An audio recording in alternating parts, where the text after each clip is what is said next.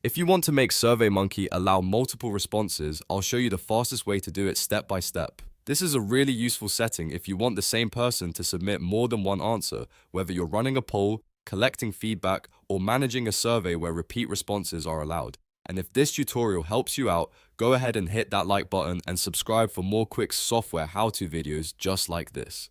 First, open your browser and go to SurveyMonkey. Once you're on the main SurveyMonkey page, sign into the account that owns the survey you want to edit. From there, click on the survey you want to change. This is important because the multiple responses setting has to be adjusted inside the specific survey you're working on. After you open the survey, look for the option to publish it. Click on Publish Survey to get into the distribution and settings area. This is where SurveyMonkey gives you control over how people can interact with your survey after it goes live.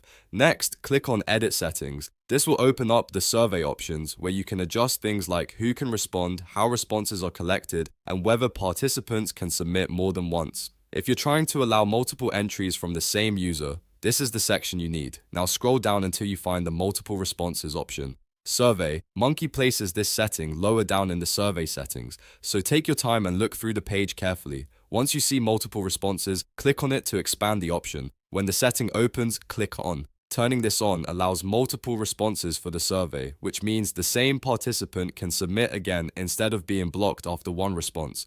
This is especially helpful for repeat feedback forms, ongoing polls, and surveys that need updated answers over time. After you switch it on, make sure your changes are saved. Once that's done, your SurveyMonkey survey will now allow multiple responses based on the settings you enabled. At this point, you can go back and share the survey link as usual. So that's it. You've now learned how to make SurveyMonkey allow multiple responses in just a few clicks. If this video helped you, please like the video, subscribe to the channel, and turn on notifications so you don't miss the next simple tutorial. Thanks for watching, and I'll see you in the next one.